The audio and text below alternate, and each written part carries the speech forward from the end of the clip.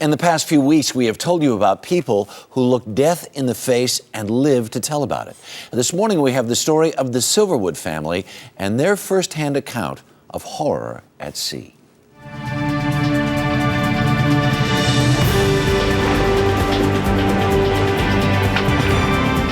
This trip was all my dad, all his dream. There goes Captain John. Ever since I could remember, my dad would talk about taking us out on the boat and taking us out sailing around the world. It was a very, very dark night, and the moon hadn't come up. And I went down to my stateroom to relax because it was the end of the evening, and all of a sudden, we looked at my son Ben, who just screamed, "Reef." The sounds were like microphone feedback in an auditorium where you have to cover your ears. And then I hear stuff breaking, alarms start going off. We came running up on deck. It was like mass hysteria. The 2,500-pound mast just came flying down, almost like a baton, swirling, and then I heard John scream. At that point in time, I turned to see my two little kids hugging each other, screaming, "I don't want to die." They're shaking, "I don't want to die, I don't want to die." And that's when it really hit me that we were all going to possibly die.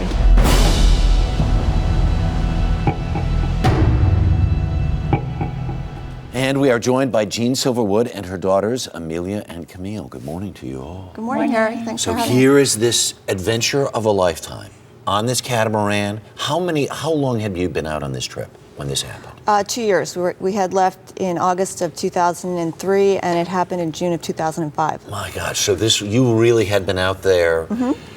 Was the trip going well to that point, or what was the feeling on board? Well, we had different circumstances. We had good times and bad times. It was hard to take a family out of a house and put them on a boat the size of a RV and get used to it. Sure. And what did you hit? We hit a reef. It was a reef, yeah. A literal reef. It was a reef that was about 10 or 12 miles off of a little atoll in the South Pacific that, and the problem is it happened at dark. Wow. So. You had no idea what was going on? No. Do you remember it? Do you remember that night? Yeah. What was it like? Well, it's hard to go back to going into details about it, but it was dark and... How afraid were you? I was more in shock, and then I started to get more scared and more afraid as the night went on because I didn't know what was going to happen. This mast comes down, ends up literally landing on your husband's legs. First we heard him scream, and then we went up to look where he was, and the mast was just laying right across him, and he was laying on the deck. Right. What are your choices at that point? Well, you kind of just go into survival mode, and I was in shock because I didn't know what to do. I have my kids, I have my husband, and what do I do? Who do I save? Did it seem like that there was a literal choice between your children and your husband? As the night progressed, yes. Yeah. Yes, because we knew he was pinned underneath the mast and the boat was being destroyed, so it was like there was a point in time where I thought I might have to leave my husband in order to save the kids. To save the kids.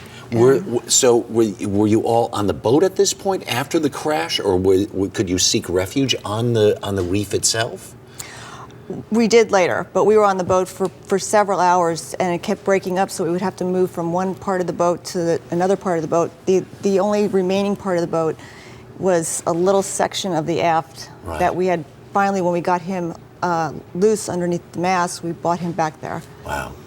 It is a harrowing tale, and it is told in amazing detail in an amazing way on 48 Hours. We thank you all for joining us. We are going to leave the ending for people to see on television. Okay, thanks, Sarah. All right, great. Thank you all for being here. That's Jean, Emile, and Camille Silverwood. And you can see 48 Hours, Live to Tell, this Saturday at 10, 9 Central, right here on CBS.